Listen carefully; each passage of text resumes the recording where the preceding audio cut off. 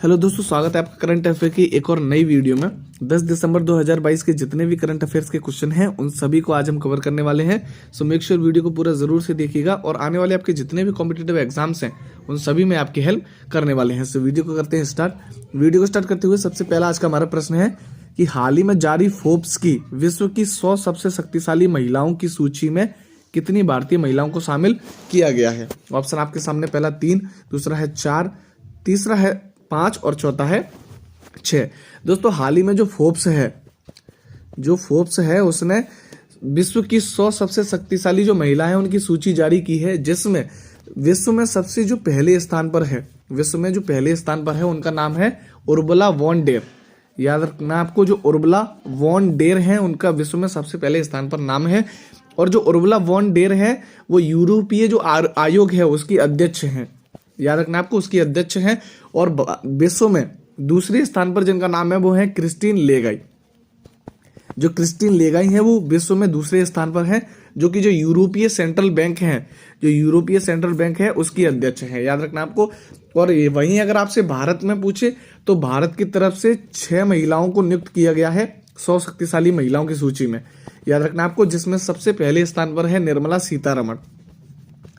जो निर्मला सीतारमण है वो भारत में पहले स्थान पर है। और वहीं अगर आपसे पूरे विश्व में पूछे तो जो निर्मला सीतारमण है वो 36वें स्थान पर है। याद रखना आपको।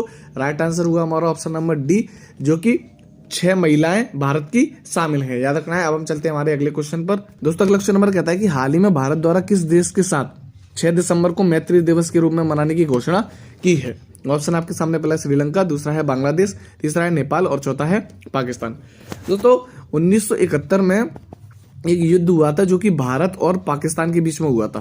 भारत और पाकिस्तान के बीच में एक युद्ध होता है 1971 में, जो कि बांग्लादेश को आजाद कराने के लिए हुआ था। याद रखना आपको, बांग्लादेश को आजाद कराने के लिए भारत और पाकिस्तान में युद्ध होता है, जिसमें जो बांग्लादेश है वो 16 दिसंबर को आजाद हो जाता है। 16 दिसंबर है उस दिन जो बांग्लादेश है वो आजाद हो जाता है। लेकिन उससे पहले 6 दिसंबर को भारत ने पहले ही बांग्लादेश को एक नए राज्य के रूप में मान्यता दे दी थी। याद रखना आपको। और मान्यता देने के साथ ही 6 दिसंबर को जो मैत्री दिवस है वो मनाया जाता है और भारत और बांग्लादेश के साथ इस मैत्री दिवस को मनाया जाता है। याद रखना आपको।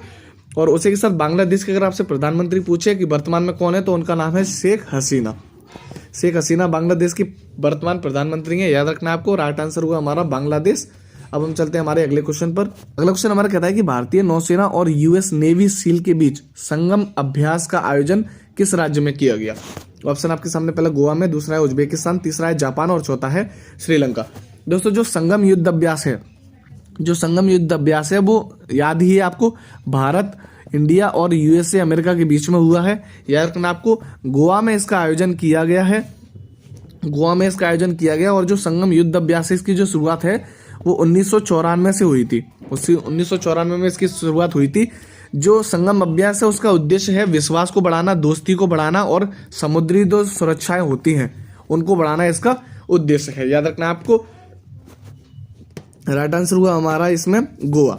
और उसके साथ यहाँ पर कुछ और ऑप्शन है, जिसमें सबसे पहला है उज्बेकिस्तान। दोस्तों, जो डस्ट लेक है वो भारत और उज्बेकिस्तान के बीच में होता है, डस्ट लेक युद्ध अभ्यास। जापान धर्मगोर्जियन जो युद्ध अभ्यास है वो इंडिया और जापान के बीच में होता है।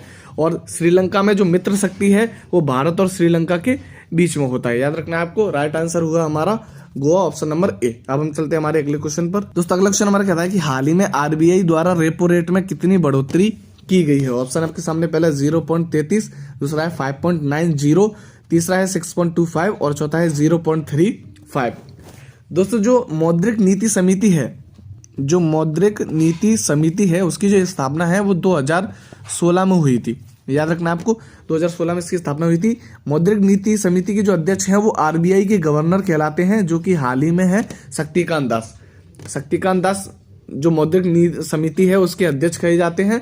और मौद्रिक जो समिति है उसका काम होता है कि जो मुद्रास्फीति होती है उसको कंट्रोल में करना, और हर एक साल में 6 बार ये अपनी रिपोर्ट या समीक्षा जारी करता है। याद रखना है, एक साल में 6 बार ये अपनी रिपोर्ट जारी करता है। याद रखना आपको। और रेपो रेट को बढ़ाता है, ये भी आपको याद रखना। हाल ही में इसने जो रेपो रेट बढ़ाई है वो पहले 5.90 थी, जिसको 0.35 बढ़ाकर 0.35 बढ़ाकर अभी टोटल 6.25% कर दिया है, याद रखना आपको। तो अभी जो रेपो रेट दर बढ़ी है वो 0.35 बढ़ी है, याद रखना आपको। राइट आंसर होगा हमारा ऑप्शन नंबर डी, 0.35 इसका राइट आंसर है। और रेपो रेट बढ़ाने से क्या होता है कि जो महंगाई होती है उसको कंट्रोल किया जा सकता है, महंगाई को कंट्रोल किया जा सकता है रेपो रेट बढ़ाने से, याद रखना है। राइट आंसर हुआ हमारा ऑप्शन नंबर डी। अब हम चलते हैं हमारे अगले क्वेश्चन पर। अगला क्वेश्चन हमारा कहता है कि चेन्नई में आयोजित पहले ड्रोन कौशल प्रशिक्षण सम्मेलन का उद्घाटन किसके द्वारा किया गया? ऑप्शन आपके सामने, पहला नरेंद्र मोदी, दूसरा है द्रौपदी मुर्मू, तीसरा है अनुराग ठाकुर और चौथा है जगदीप धनखड़।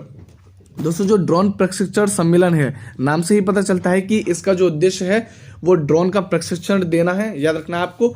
ड्रोन का उपयोग करके हमको किस तरह कृषि में उर्वरक फर्टिलाइज करना है, इसका उद्देश्य है, याद रखना आपको। उद्घाटन जो है वो इसका अनुराग ठाकुर जी ने किया है, जो अनुराग ठाकुर हैं उनके द्वारा इसका जो उद्घाटन है वो किया गया है और पहली बार इसका जो उद्घाटन है वो किया गया है, याद रखना आपको। और इसमें जो ड्रोन का उपयोग करके कृषि में जो उर्वरक या फर्टिलाइज करने का जो काम है वो करेंगी जो गरुड़ एयर स्पेस है, वो इसका काम करेगी, याद रखना आपको। जो गरुड़ एयर स्पेस कंपनी है वो कृषि में फर्टिलाइज करने का काम ड्रोन की सहायता से करने वाले हैं, याद रखना आपको।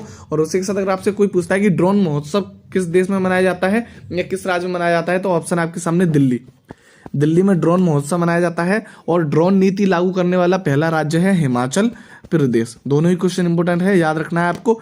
और उसके साथ राइट आंसर हुआ हमारा अनुराग ठाकुर। जो नरेंद्र मोदी हैं वो भारत के प्रधानमंत्री हैं और जो द्रौपदी मुर्मू है वो हाल ही में भारत की राष्ट्रपति बनी है और जो जगदीप धनखड़ हैं वो भारत के उपराष्ट्रपति हैं, याद रखना है आपको। ऑप्शन नंबर सी हमारा हुआ राइट आंसर। अब हम चलते हैं हमारे अगले क्वेश्चन पर। अगला क्वेश्चन हमारा कहता है कि हाल ही में जनजाति मंत्रालय द्वारा किस राज्य में अबुआ बुगिन होदमो यानी कि हमारा बेहतर स्वास्थ्य शिविर का आयोजन किया गया है? ऑप्शन आपके सामने, पहला दिल्ली, दूसरा है उज्जैन, तीसरा है झारखंड और चौथा है छत्तीसगढ़।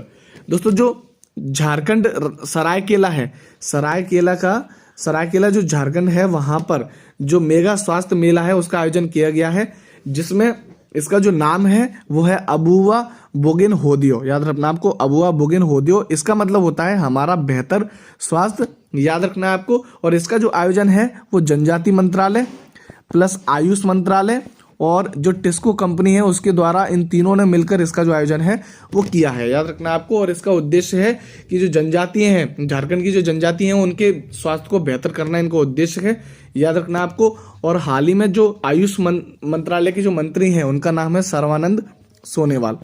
जो सर्बानंद सोनोवाल है वो आयुष मंत्री है, याद रखना आपको। राइट आंसर हुआ हमारा झारखंड, जो कि सरायकेला के झारखंड में इसका आयोजन किया गया है। अब हम चलते हैं हमारे अगले क्वेश्चन पर। अगला क्वेश्चन हमारा कहता है कि अंतर्राष्ट्रीय पैकमैक एशिया सम्मेलन 2022 का जो आयोजन है वो किस शहर में किया गया है? ऑप्शन आपके सामने, पहला मुंबई, दूसरा है लक्षद्वीप, तीसरा है लद्दाख और चौथा है हिमाचल प्रदेश। दोस्तों जो अंतर्राष्ट्रीय पैकमैक एशिया सम्मेलन 2022 है इसका जो आयोजन है वो मुंबई में किया गया है। पहली बात तो आपको यही याद रखना है, इसका आयोजन किया गया है। इसका जो संबंध है यानी कि अंतर्राष्ट्रीय जो पैकमैक सम्मेलन है इसका संबंध है जो पैकेजिंग होती है उनके एक मानक या स्टैंडर्ड तैयार करना, इसका संबंध है, इसका उद्देश्य है, याद रखना आपको। जो पैकेजिंग होती है उनका एक मानक या स्टैंडर्ड निर्धारण या तैयार करना इनका उद्देश्य है। 7 से लेकर 9 दिसंबर तक इसका जो आयोजन है वो किया गया है, याद रखना आपको। इस सम्मेलन का आयोजन 7 से 9 दिसंबर तक इसका आयोजन किया गया है, मुंबई में इसका आयोजन किया गया है, याद रखना आपको। और उसी के साथ यहाँ पर कुछ और ऑप्शन है जिसमें सबसे पहला है SCO। दोस्तों जो SCO है यानी कि संघाई सहयोग संगठन, इसकी जो 2022 की जो मेजबानी है वो समरकंद उज्बेकिस्तान में हुई है, याद रखना आपको। और उसी के साथ G20 की जो बैठक है 2023 में वो भारत करने वाला है, याद रखना आपको। और G7 की जो बैठक है 2022 की वो जर्मनी में हुई है, याद रखना आपको। तीनों ही क्वेश्चन इंपोर्टेंट है। उसी के साथ राइट आंसर हुआ हमारा ऑप्शन नंबर ए, मुंबई। अब हम चलते हैं हमारे अगले क्वेश्चन पर। अगला क्वेश्चन हमारा कहता है कि यूनिवर्सल हेल्थ कवरेज डे 2022 का जो समारोह आयोजन किस शहर में किया गया है? ऑप्शन आपके सामने, पहला महाराष्ट्र मुंबई, दूसरा है आरा बिहार, तीसरा है वाराणसी उत्तर प्रदेश, चौथा है शिलोंग मेघालय। दोस्तों जो यूनिवर्सल हेल्थ कवरेज डे है यानी कि यूनिवर्सल हेल्थ कवरेज डे 2022 है, इसका जो आयोजन है वो 12 दिसंबर को किया गया था, याद रखना। 12 दिसंबर को इसका आयोजन किया जाएगा और इसका जो आयोजन है वो वाराणसी उत्तर प्रदेश में होगा। जो वाराणसी उत्तर प्रदेश है वहां पर 12 दिसंबर को इसका आयोजन किया जाएगा, जिसका शुभारंभ आनंदीबेन पटेल जो कि उत्तर प्रदेश की उपराज्यपाल हैं, उनके द्वारा इसका शुभारंभ है वो किया जाएगा, आनंदीबेन पटेल। और इसका जो आयोजन है वो स्वास्थ्य मंत्रालय द्वारा इसका आयोजन किया जाएगा, स्वास्थ्य मंत्रालय द्वारा आयोजन किया जाएगा, जिसके मंत्री हैं मनसुख मंडाविया। स्वास्थ्य मंत्रालय के जो मंत्री हैं उनका नाम है मनसुख मंडाविया, इनके द्वारा इसका आयोजन किया जाएगा। इसकी जो थीम है वो है the healthy future right, the healthy future right इसकी थीम है, इंपोर्टेंट है, याद रखना है आपको। और जो संघाई सहयोग संगठन की जो सांस्कृतिक राजधानी है वो वाराणसी को घोषित किया गया है, ये क्वेश्चन भी इंपोर्टेंट है, याद रखना है आपको। उसी के साथ राइट आंसर हुआ हमारा वाराणसी, उत्तर प्रदेश। अब हम चलते हैं हमारे अगले क्वेश्चन पर। अगला क्वेश्चन हमारा कहता है कि हाल ही में अरुण कुमार सिंह को किस भारतीय महारत्न कंपनी का अध्यक्ष नियुक्त किया गया है? ऑप्शन आपके सामने, पहला है एमएसएमई, दूसरा है सेबी, तीसरा है डीआरडीओ और चौथा है ओएनजीसी। जो ओएनजीसी है यानी कि oil and natural gas corporation, ONGC जो है उसकी स्थापना 1956 में हुई थी, याद रखना है आपको। और इसका जो हेडक्वार्टर है वो नई दिल्ली में इसका हेडक्वार्टर स्थित है, याद रखना आपको। और पहले जो इसकी अध्यक्ष थी वो एक महिला थी जिनका नाम है अलका मित्तल, ये ओएनजीसी की पहली महिला अध्यक्ष थी, जिनकी जगह पर अब अरुण कुमार जो सिंह है वो नियुक्त किए गए हैं, जो कि 3 साल के लिए नियुक्त किए गए हैं, याद रखना आपको। पहले ओएनजीसी की जो महिला अध्यक्ष थी उनका नाम है अलका मित्तल, उनकी जगह पर जो अरुण कुमार सिंह हैं उनको ओएनजीसी का नया अध्यक्ष नियुक्त किया गया है, जो कि 3 साल के लिए रहने वाले हैं, याद रखना आपको। और जो ओएनजीसी है यानी कि oil and natural gas company corporation वो एक महारत्न कंपनी है, तो याद रखना आपको। जो ओएनजीसी के नए अध्यक्ष हैं उनका नाम है अरुण कुमार सिंह, जिनका कार्यकाल 3 वर्ष के लिए होने वाला है, याद रखना आपको। ऑप्शन नंबर डी हमारा राइट आंसर हुआ। उसी के साथ यहाँ पर कुछ और ऑप्शन है, जिसमें सबसे पहला है सेबी। दोस्तों जो सेबी है उनकी जो महिला अध्यक्ष है उनका नाम है माधवीपुरी बुच, जो सेबी है उनका नाम है माधवीपुरी बुच, जो कि अध्यक्ष हैं। डीआरडीओ में हाल ही में नए अध्यक्ष बने हैं जिनका नाम है समीर कामत, डीआरडीओ में हाल ही में नए अध्यक्ष बने हैं जिनका नाम है समीर कामत, याद रखना आपको। और राइट आंसर हुआ हमारा ओएनजीसी। अब हम चलते हैं हमारे अगले क्वेश्चन पर। अगला क्वेश्चन हमारा कहता है कि भारतीय स्टार वेट लिफ्टर जो मीराबाई चानू है उसने विश्व चैंपियनशिप 2022 में कौन सा पदक जीता है? ऑप्शन आपके सामने, पहला स्वर्ण पदक, दूसरा है आपके सामने रजत पदक, और तीसरा है आपके सामने कांस्य पदक, और चौथा है आपके सामने ए एंड बी बोथ।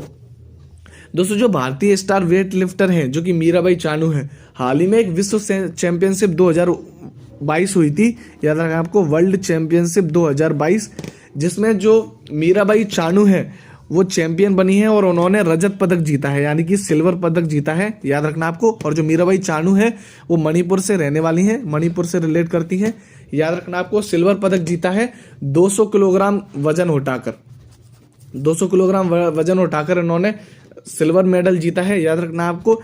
और उसी के साथ ये एक वेट लिफ्टर है, भारत्तोलन, याद रखना है। और उसी के साथ अगर आपसे कोई पूछता है कि इसमें गोल्ड मेडल किसने जीता, तो जो गोल्ड मेडल जीता है वो जीता है चीन, यानी कि चाइना ने, याद रखना आपको। सिल्वर पूछे तो मीराबाई चानू जो कि मणिपुर से रिलेट करती हैं, भारत की है। और अगर सिल्वर गोल्ड पूछता है आपसे तो गोल्ड है चीन के द्वारा, याद रखना आपको। तो इसी के साथ हमारा राइट आंसर हुआ ऑप्शन नंबर बी। अब उसी के साथ आज के हमारे 10 क्वेश्चन हुए कंप्लीट।